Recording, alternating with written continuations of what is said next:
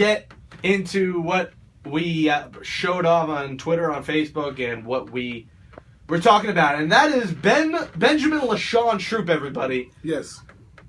You could say, quote unquote, retired from the NFL after the 2008 season. Yes. Now, bothered by injuries in the late part of his career, he called it quits at the age of 28, I believe. Or 26. 26, he called his retirement. Young boy. I was a young boy. Now, he never announced his official retirement. So now, Troupe, I am going to play the part of the media, and I will let you make your retirement statement right now here on Brown and Troupe on Play.it/Brown and Troupe, iTunes, Spotify, CBS Local Sports. Ben Troupe will now announce his retirement from the NFL. Ben, take it away. First and foremost, I want to thank everybody for showing up.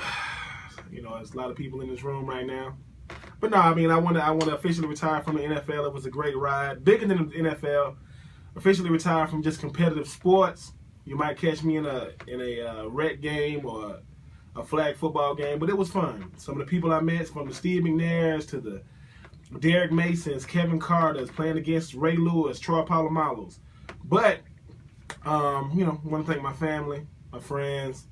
I want to thank the Fab Five from University of Florida, Darrell Lee, Kirkwood High School in St. Louis, Missouri, Carlos Perez, Hoboken, New Jersey, Ronald Dowdy, Fayetteville, North Carolina, and Gus Scott, Jacksonville, Florida. I mean, it was a great ride. I enjoyed it. Never ever thought I would be in a position where I would get to retire from anything, but the fact that I was blessed enough to get drafted in the second round, I want to thank Jeff Fisher for drafting me way back in 2004. Taking a chance on, I got to meet Al Davis and the Glazer family, as well as I can't even think of the owner's name of the Titans right now, which is bad. But I want to thank the Titans organization, everybody that ever supported me, everybody ever booed for me too. I thank y'all too. So for the cheers and the boos, I appreciate it.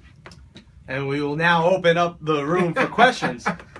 First, we have Jake Brown from CBS.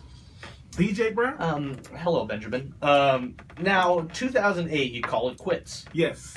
Why did you end your career so early is my question. When you have to go through a lot of injuries like I was doing at the end of my career, you start feeling more like you don't even feel like you're on the team anymore. And at the same time, too, I always wanted to do three things when I came to the NFL. I wanted to be the first guy drafted to the team I went to. I did that. I wanted to be the first guy drafted from the college I came from. I did that. And I wanted to walk away on my own terms. So I was able to do all three. Now, couldn't you have played through these injuries and played another year? Now, you have told members of the media that, or maybe you haven't, this will be the first time that the Cardinals were interested in signing you. Yep. You said no. Yep. And couldn't you have played through that and make another year's money or just keep playing a couple more years? Yeah. I could have definitely played. So why not? Why call it quits in 2008? One of the greatest pleasures I've ever had in life was telling an NFL franchise, thank you, but no thank you. Most guys in my position, they can only be delegated to. They don't get a chance to tell another NFL franchise or any NFL franchise no. So the fact that I was able to tell them thank you, but no thanks. But why? Well, that's my question. Why do that? Because I was so far removed from football at that point in my mind. My mental state of mind wasn't. What was going through your mind then? Being away from my family. I mean, what is football? Football to me is like a relationship. If I can't share it with the people I love, it's not worth it. I'm gonna be in Arizona. Family can't come see me play. Part of the reason you left is because you were far away from your family, and in Tennessee, you were not far from your family. No, I've been blessed to do everything I've ever done in football in the South, except for 1 year. Grew up in Georgia, went to college in Florida, drafted by Tennessee, went to Tampa, and after that, and then at the same time too, I've done everything I was there to do. I never cared about the accolades, never even really cared about the money. Man, I got a chance to do what I want to do. So you would say part of the reason you retired was a family. Now, was part of that reason meeting what would be your future wife? You know what's funny? Yeah, that could be a big part of it. I got a free flight to If California. you hadn't met her, would you have played another year in the NFL? No, I still want to play. She was the icing on the cake, as they would say. But I left the NFL on my own terms. All I was doing, I went from injury after injury after injury, and I didn't come into the game to just sit in the training room. And I'm a competitor. If I'm not out there on the field, it's not even worth it. We have a question from Peter King. Peter King? MMQB.com, Sports Illustrated. Peter? Hi, Benjamin. Now, my question is this. Were you considered a fan favorite at the time with Tennessee? And why leave Tennessee? Were you offered another contract to stay there? I was not offered another contract. I signed a 4-year deal. I played there for 4 years. And when free agency came up, John Gruden called my phone, I think like an hour into free agency. And we on Central Time in Tennessee. So he actually called me an hour behind Eastern Time. And it was, listen, I enjoyed the ride. And it would have been great to continue my career in Tennessee. But it's a young man's game. And when I'm fighting injuries and they know my injury history, it's kind of hard for them to move forward with me. Do you ever look back and regret the fact that you left the NFL at such a young age? Because 26, you have so many years ahead of you. Obviously, you had enough. You had the pension, the NFL pension, but besides that, you don't know what the future holds. And at that point in your mind and going through your mind, you're saying, can I support my family financially for the rest of my life? We're talking about 60, 70 more years of life, and you probably could have played 3 or 4 more years of football, and you chose not to. What's going through your head there? It's time to move on. Most guys only have talent on a football field. My talents don't even begin, to even describe the things I'm able to do off the field. And plus, I mean, I have passions far from the football field, and it's hard to do anything else. When you play football, as you know, everything has revolved around your sport, your profession. And I walked away because I knew it was time to. And before I start, if I can't give 100% on that field, I'm no good to myself or my teammates. So it's time to move on. Chris Mortensen, ESPN. Chris. Ben, this may be a terrible impression of Chris Mortensen, but did you ever look back on that time and regret the fact that you left? Because going through the mind of a radio host like Jake Brown, he tells me these things when he texts me from time to time, and he says, I feel like he could have played longer. Do you ever have that itch, the urge to play again? Because you're still 32. Now we're announcing your retirement here. 6 years after you officially left the NFL. Yeah. Is that itch still burning inside you at all, or have you gained a little too much weight since then? Probably a little bit of both. Probably gained a little bit too much weight, and the itch was gone a long time ago. Most guys. When did you lose the? It was truly gone. I would say around like 2010. Because I mean, when you first get out, you still have a passion for doing it. But with me, I don't regret things I've done. I think everything happens for a reason. I'm not one of those guys that's bitter with the NFL. I understand that I never had to play it down.